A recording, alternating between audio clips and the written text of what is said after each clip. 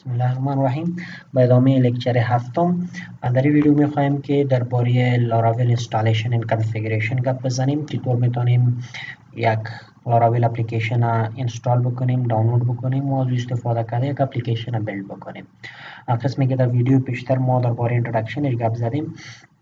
ما کل کارهای ما که انشالله پیش خواهد بردیم بنابر و با اساس documentation لاراول خواهد بودن which is as I said in the previous video the only source for the Laravel. یگانه سورس دقیق و مطمئن همین documentation است. شما به documentation چطور آماده میتونین؟ if you just type the URL شما برین یا در گوگل سرچ کنین، نوشته کنین laravel.com اگر اینترنت داشته باشین شما را به این سایت لaravel میاره.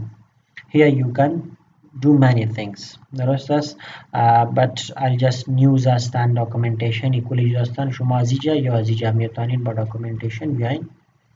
And in the documentation اینجا براتون از ابتدا تا آخر کل چیز درباره لاراول در این جایا منظم شدن. درست است. کل چیزایی که شما نیاز دارین تا که لاراول بشناسین، استفاده کنین و از اون کار بگیرین. خب در لاراول ما مختلف ورژن ها داریم.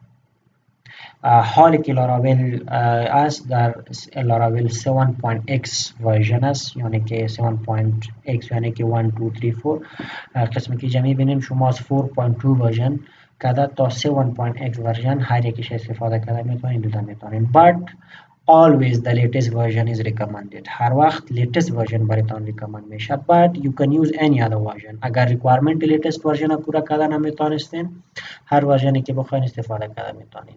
یک به اصطلاح درابک یا اگر بگیم جنجال در لاراول است که frequently updates دی زیاد میاد، یعنی که در چند ماه از لاراول 5.4 5.5 تا به 7.x رسیده است. مطلب زیاد ورژنایش ریلیز میشه because it's always in the upgradation and development format. But that is a good news as well، بخاطر که هر ورژنش برای ما سهولت نو و چیزای نو برای ما میده. And the good news is که ورژن نو مگه میایه چیزایی که ورژن previous قدم میتونست they are not directly deprecated. We can use them in later versions as well.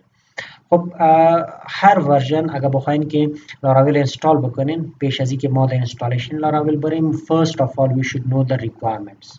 ما requirementش باید پورا بکنیم، بعد از اون لاراول اینستال کرده میتونیم. If we do not meet the requirements اگر ما لاراول اپلیکیشن رو دانلود هم بکنیم، اینستال هم بکنیم then this won't work. ما که میگم لاراول اپلیکیشن don't think of it as any ID or any software. مطلب شما را فکر نکنین که ما کدام .exe فایل دانلود میکنیم و او لاراول ما میشه. No, this is just basically یک framework که می باشه، قسمی که ما پیشتر گفتیم set of libraries, set of features and functionalities, set of files and directories می باشه. ما که installation لاراول گپ میزنیم و یا ما که میگم که لاراول دانلود میکنیم we are not doing some exe stuff. ما فقط امو فایل های دایرکتوری های استراکچر و لایبرری های لاراول PHP را دانلود میکنیم. which forms لاراول، بخاطر که ما پیشتر گفتم که لاراول framework بالای PHP programming language دیزاین تهیه شده. so ما این ریکوایرمنت را باید داشته باشیم و این ریکوایرمنت نظر با ورژن فرق میکنه. یعنی حالی که ما در ورژن X 7.x هستم، ریکوایرمنت از این را ببینین چی میگه که به خاطر از اینکه ما این ورژن لاراول استفاده بکنیم we should have PHP version 7.2.5. با می ترتیب ای بازی از اکستنشن های هستن در PHP که یا را ما باید اینستال داشته باشیم. If you don't know the others you of course know the PHP extension. درست است. همه قسمی که PDU extension رو شما این خواندین these are all the other extensions which are required in order to run this version of Laravel application. But if you switch to other versions فرضاً ما میایم با PHP 5.4 یه ببینین the requirement از این change میشه. For this you need only these extensions. فقط این extension اگر داشته باشیم that will work و PHP version 5.6.4 هم دیگه داشته باشیم will work. So stick to a environment. نظر به environment خود هر یک اپلیکیشن هر یک ورژن لاراول که دانلود میکنین that will be fine. But you will see the warning چی میگه که old ورژن لاراول انتخاب کردیم. now ورژن لاراول که است 7.x which is always recommended but we can go with it. خب هر ورژنی که شما نظر برای environment تان بودین او را select بکنین و بیاین چطور میتونیم یک لاراول اپلیکیشن یا لاراول framework رو دانلود بکنیم و اینستال بکنیم. First of all this is the ریکوایرمنت لیست، این ریکوایرمنت رو باید پورا بکنیم. دوم وقتی که به اینستالیشن لاراول میایم ما میتونیم با استفاده از یک دیپندنسی منیجر این اینستال بکنیم. خب پیش از اینکه بیایم در ریکوایرمنت برای ما یک چیز دیگه هم ریکامند شده و چیز لاراول هومستید. این یک ورچوال ماشین است در لاراول که اگر ما این رو دانلود بکنیم و اینستال بکنیم it will do all this equal requirement to environment برای ما خودش ست میکنه و دانلود میکنه به شکل. But we won't go to that way. ما از چیزایی که تال داریم و با طریقی که تال کار میکنیم از همو اگر پیش بریم باز میایم به بخش لاراول installing Laravel. یعنی که ما WAMP یا XAMPP سرور already install کردیم، PHP version PHP با او install شده. Let me just show you. اگر ما بیایم WAMP سرور خود ران بکنیم، شما کلتان با WAMP یا با XAMPP سرور بلد هستین و تالی کار میکنین. اگر بیاین و ای ران شوه، وقتی که شما وب سرور اینستال میکنین، شما PHP اینستال کردین، با شما آپاچی وب سرور یا یک وب سرور اینستال کردین، شما PHP مدمن دیتابیس MySQL با اینستال کردین. یعنی که معمولا ما از همون چیزایی که تار استفاده میکردیم پیشرفته میتونیم با لاراول. درست است؟ اگر شما بیاین با این بالای وب کلیک بکنین و اینجا بیاین اینجا ببینین هم PHP اینستال است، هم اپاچی اینستال است و هم MySQL یا MariaDB اینستال است. یعنی که ما already ریکوایرمنت داریم. اگر PHP بیاین و با ورژن PHP کلیک بکنین، اینجا هر چند ورژنی که اینستال است و همراهتان او را براتان نشان میده. این که شما باز کدام ورژن استفاده میکنین او را تک میکنین و مو ورژنتان استفاده میشه. So I'll just ignore it. درست است؟ یعنی که ما از این طریقه هومستید پیش نمیریم which is a virtual machine for Laravel. ما چی میکنیم؟ از WAMP یا XAMPP استفاده کرده پیش میریم. به خاطر از او ما یک چیزی بسیار مهم کار داریم که با لاراول استفاده میشه. that is composer. composer چی است؟ composer یک dependency manager است. dependency manager چی مانا؟ یعنی که لاراول اپلیکیشن که ما لاراول فریمورک که ما استفاده میکنیم، دی فریمورک معمولا مختلف dependencies، مختلف کلاسز، مختلف پلاگینز و این چیزا قابل ضرورت می باشند. او را اپلیکیشنی که او دیپندنسیز منیج میکنه بدون از اینکه ما بریم و در گوگل یا در وبسایت در لاراول در یک جای بپاریم که دیپندنسی کجا وجود داره، او را دانلود بکنیم در اپلیکیشن خود جابجا بکنیم، از این کلی جنجال که بخوایم ما خلاص شویم، ما یک دیپندنسی منیجر انستال میکنیم called the composer به نام کامپوزر. این کامپوزر هم لاراول اپلیکیشن ما را دانلود میکنه، انستال میکنه و هم هر دیپندنسی که اپلیکیشن ما نیاز داره او را دانلود میکنه و برای ما در اپلیکیشن ما جابجا میکنه. درست است؟ بسیار با آسانی. That is the job of a dependency manager. یعنی به خاطر اینستالیشن هم اول چیزی که ما کار داریم او است که ما کامپوزر را باید دانلود بکنیم، اینستال بکنیم. کامپوزر چی است؟ یک دیپندنسی منیجر برای PHP است. دیپندنسی منیجر یعنی که ما یک کلاس را کال میکنیم، یک فانکشنالیتی را کال میکنیم. او فانکشنالیتی اگر اپلیکیشنی ما وجود نداشته باشه، این دیپندنسی منیجر اتوماتیکلی از هر جایی که است پیدا میکنه و برای ما در اپلیکیشن ما جابجا میکنه. So through this composer we'll install our Laravel. این کامپوزر را شما چطور اینستال میکنین؟ اگر شما بالای زمین کلیک بکنین شما را میاره با وبسایت کامپوزر that is getcomposer.org. درست است؟ وقتی که باز شد you will see composer a dependency manager for PHP. از اینجا شما درباره داکومنتیشنش اگر میخواین که کامپوزر چی است، چطور کار میکنه، کل معلوماتش اینجا است. that is up to you که اگر علاقه داشتین بخوانین. شما اگر میخواین که دانلود بکنین you just simply click on the download button. بالای دانلود بutton کلیک کنین and here you can see download and run composer.exe. درست است؟ بالای زی لینک اگر کلیک کنین این کامپوزر را براتان دانلود میکنه. here you will see it. و بعدا ما میتونیم که کامپوزر را که دانلود کردیم او را اینستال بکنیم. درست است؟ بعضی از طریقه شایجه براتان گفته to quickly install composer in the current directory run the following script in the terminal to automate the installation use this guide. از این چیزا شما استفاده کنه میتونید but we can ignore them. کسایی که از مک و این چیزا استفاده میکنه به خاطر زوا ورژن‌های خودشان موجود هستن. خب ما منتظر میشیم تا که کامپوزر دانلود شوه. بعد از ای که دانلود شد با اینستالیشن کامپوزر پیش میریم و لاراول اینستال میکنیم. So we'll just wait for it. بعد از اینکه کامپوزر دانلود شد، یعنی استپ اول در اینستالیشن ما چی بود که کامپوزر رو دانلود بکنیم و اینستال بکنیم. کامپوزر که دانلود شد شما میتونین رن بکنین و بسیار با آسانی در چند استپ اینستال میشه. just click on run.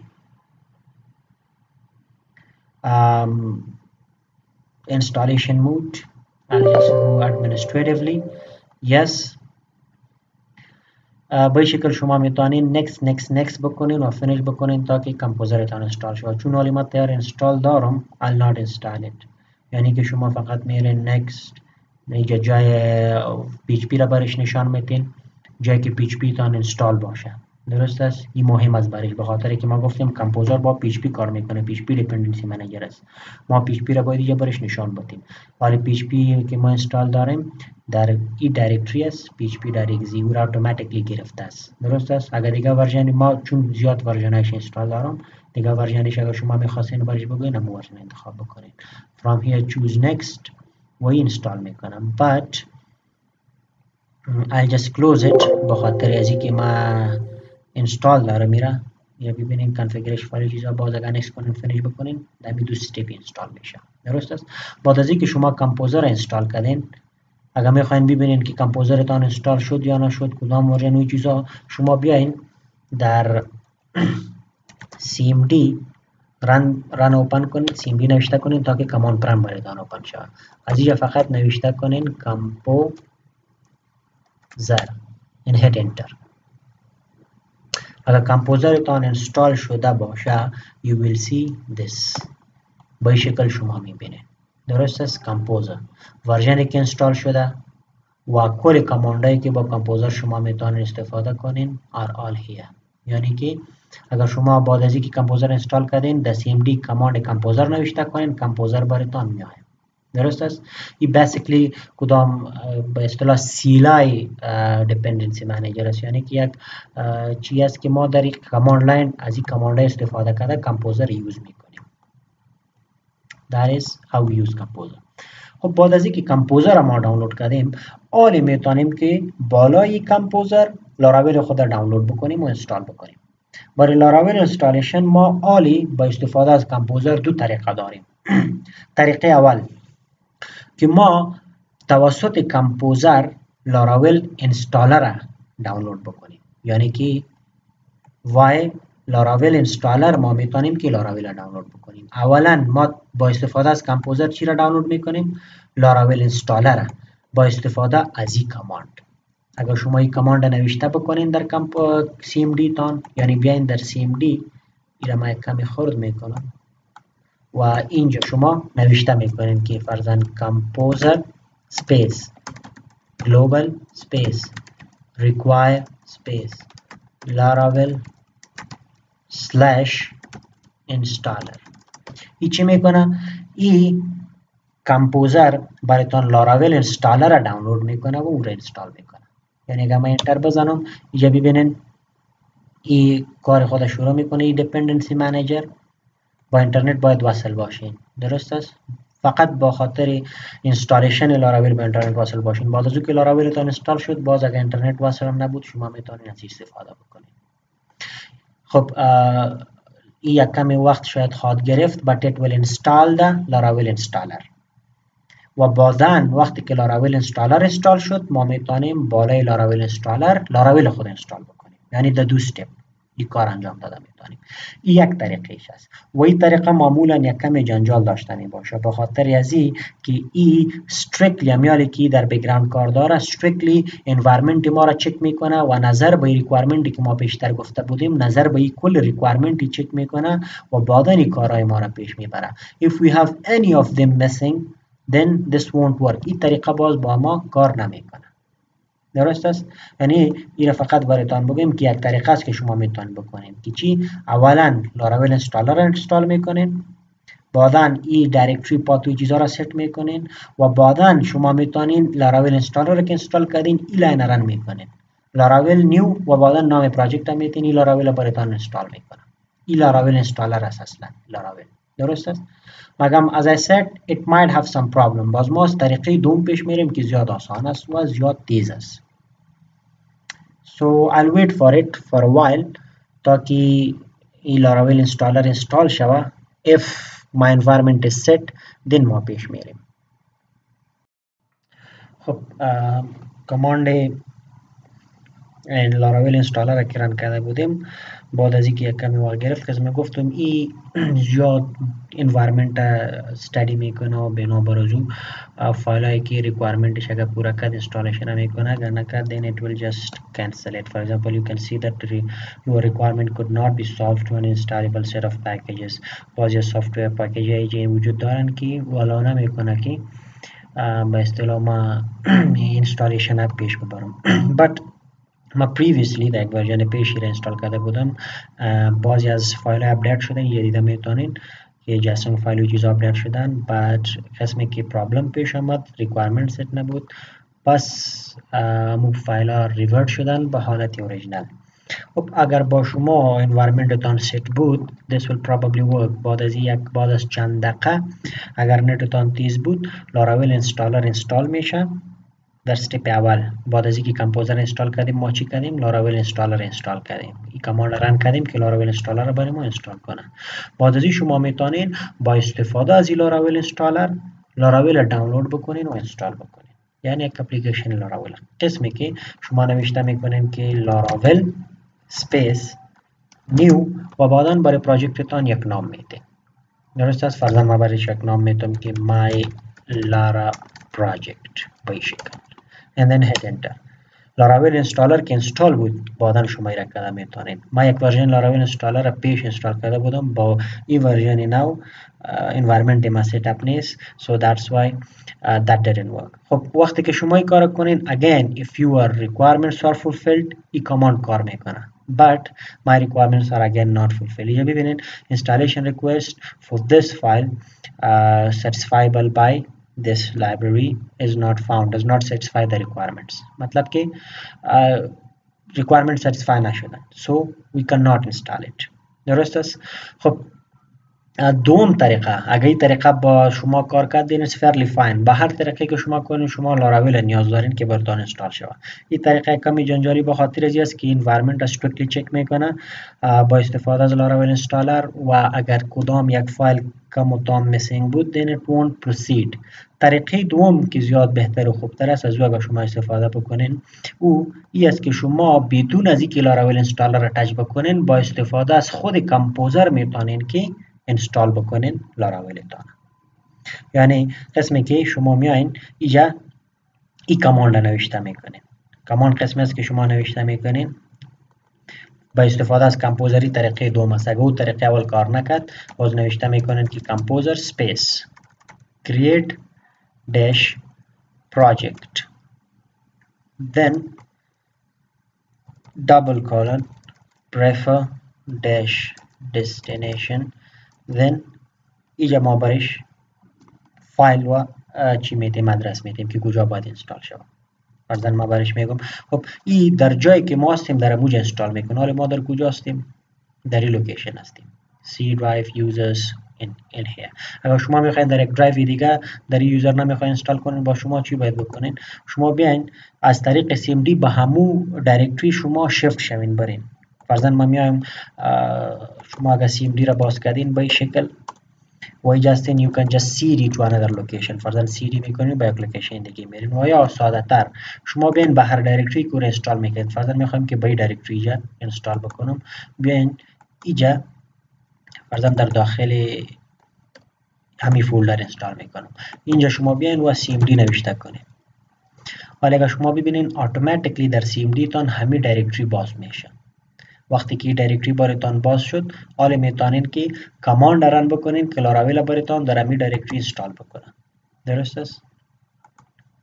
کماند که ما نوشته میکنیم ای است که ما نوشته میکنیم فرضاً composer then create dash project and then prefer dash destination laravel /laravel and then با هر نام که با پراجکتتان میدین. فرضاً ما برش نام میدم که my Lara project. hit enter. وقتی که شما انتر بزنین it will just این کار کمپوزر است. کمپوزر کلی دیپندنسی ها و چیزهایی که نیاز به لاراول اینستالیشن باشه او را سرچ میکنه و اینستالیشن برای ما شروع میکنه. You just need to wait for it. بنابر کانکشن اینترنتتان هر قدر اینترنتتان تیزتر بود این زودتر دانلود میشه.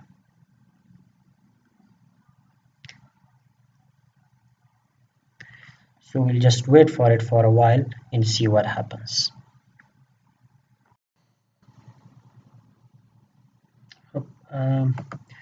بعد از اینکه کماند رن کردیم از طریق کمپوزر که خواستیم لاراول اینستال بکنیم با استفاده از این کماند که طریق دوم ما بود، بعد از چند مدتی که منتظر شدیم اینستالیشن شروع میشه و تا 100% میره.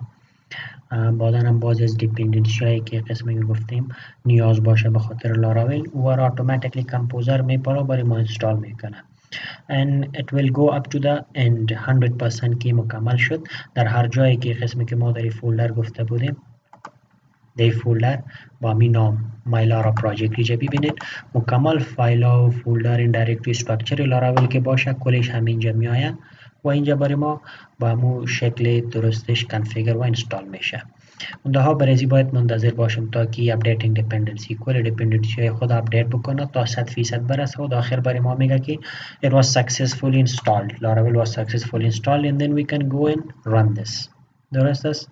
خب ما چون زیاد وقت شد منتظر هستم، نت ما کمی ضعیف است. با شما شاید بار اول یک کمی اگر نتتان تیز نباشه نیم ساعت یک چقدر وقت خواهد گرفت. So just wait for it and it will install. این طریق اینستالیشن لاراول است که به دو طریقه گفتیم. یکی اولا وقتی که اینستالیشن لاراول میکنیم یک بار براتون رپ اپ کنم. فرست اف آل کمپوزر اینستال میکنید که بسیار با آسانی قسمی که شما دیدین از این سایت دانلود میشه و اینستال میشه. کمپوزر که اینستال کردین با استفاده از کمپوزر که لاراول اینستال میکنیم دو طریقه داریم. طریقه اولش که ما اول لاراول اینستالر اینستال کنیم با استفاده از این کماند و بعداً بالای لاراول اینستالر ما چی خود اینستال بکنیم لاراول اپلیکیشن خود اینستال و دانلود بکنیم با استفاده از این کماند. مگر دی کماند قسمی گفتیم اگر انوایرمنت ما زیاد سیت نباشد این it won't work. خب با اکثرتان اگر ورژن اپدیت پی اچ پی را دارین then it will definitely work. درست است. بعدا طریقه دوم ویا کمپوزر کریت پراجکت باز میتونیم که دایرکتلی ما در جایی که میخوایم لاراول اینستال بکنیم در مو دایرکتری بریم و در کماند لاین این کماند اینستال رن بکنیم. درست است. کمپوزر خود کمپوزر ما create project command --prefer--destination and then laravel/laravel و بعد از اون نام پراجکت خودم میدیم. هر جی نام پراجکت ما بود انتر میکنیم و منتظر میشیم قسمی که اینجا ما بودیم تا که مکملا اینستال کنه. بعد از این کماند شما این همین کماند ما انداختیم و منتظر از این میشیم. در هر دایرکتری که ما این کماند رن کردیم قسمی که در ما در این دایرکتری وب پروگرامینگ تو رن کردیم اینجا با می نام پراجکت برای ما جور میشه و کل فایل لاراول که نیاز باشن اینجا برای ما دانلود و اینستال میشه. درست است. بعد از اینکه اینستال شد میتونین لاراول پراجکت ما را از همینجا رن بکنیم. درست است تا که 100% شود. خب ما چون آلردی اینجا این لاراول پراجکت دارم فرضاً ایرا ببینید اینجا امی فایلایی که ما آل نو ایرا اینستال کردیم و ایرا پیشتر کدام ورژن پیش اینستال کرده بودیم اگزکتلی سیم هستن، هیچ کدام فرقی نداره به خاطر که سیم فایل استراکچر سیم دایرکتری استراکچر داره. if we assume که مکمل اینستال شده چطور میتونیم که یک لاراول پراجکت رن بکنیم؟ لاراول پراجکت یک لاراول اپلیکیشن که ما دانلود کردیم اگر میخوایم رن بکنیم ما از طریق CMD ما یک آرتیسن کماند داریم، آرتیسن اینترفیس داریم که با استفادهش ما رن کردن میتونیم. یعنی کی لاراول پراجکت ماست. درست است. تا این میایم و اینجا CMD را باز میکنیم یا خیلی که ما دایرکتلی CMD را باز بکنیم با این شکل و بعد از او ای پاتا به این سیت بکنیم که ما نوشته کنیم cd and go to the e drive for example and then cd go to that folder cd و یا ما مستقیما بیم امی دایرکتری در cmd باز بکنیم که اینجا نوشته کنم در امی دایرکتری که استارت شدم cmd اینجا ببینین exactly امی دایرکتری باز میشه e drive new data web programming my laravel project وقتی که این لاراول پروژکت را سیمدی باز کردین و میخواین رن کنین just write an artisan command. یک artisan command ما نوشته میکنیم که او development سرور لاراول رن میکنه و برای ما باز میکنه. قسمی که ما نوشته میکنیم که php artisan serve hit enter بزنین این پروژکت برای ما رن میشه. یه ببینین لاراول development server started و با این چی ما میتونیم با این ادرس میتونیم کی را رن بکنیم. این ادرس شما اینجا کپی کنین، یک بار کنترل سی بزنین، اینجا متوجه باشین. اگر دوم بار کنترل سی آل زدین بازی کلوز میشه. درست است؟ اینجا براتون میگه که کلوز. یا هیچ کنترل سی اگر نمیزنین اینجا که شما دیدین که رن شد، شما بیاین در براوزرتون و اینجا یا اگر کپی کردین همون ادرس پرتین انتر بزنین. You will see this. درست است؟ ایرا ما تغییر دادیم. هوم پیجی جا براتون میاد لاراول. That's it. و یا اگر اونجا ادرس کپی نکردین دایرکتلی شما این اگر شما ببینین look back address است 127.0.0.1 اینجا دایرکتلی local host نوشته کنین that is local host. درست است؟ یعنی که local host look back ما شد و بعدا پورت نمبری که برای ما داده چی است 8000 همون پورت نمبر نوشته کنین. hit enter you will see this. درست است؟ با این شکل شما میتونین که بعد از اینکه اینستالیشن تان کامپلیت شد لاراول پروژکت تان رن بکنین. So that's it for today. امروز فقط دی لکچر introduction to Laravel, introduction to framework, its design pattern و بعدا چطور میتونیم که لاراول دانلود کنیم، دیپندنسی منیجر را دانلود کنیم و وقتی که دانلود شد چطور رن میکنیم. درست است؟ در کلاس بعد ان شاء الله درباره این گپ میزنیم که چطور میدانیم میره مودیفای بکنیم و یک لاراول پروژکت را بالش کار بکنیم. تا اون وقت اگر شما همین کارهایی که ما کردیم بکنین که لاراول پروژکت را برای خودتان هر یکیتان دانلود بکنین تا که بعدا ما با این پروژکت پیش رفته بتانیم. So that's it for today and we'll see you in the next class.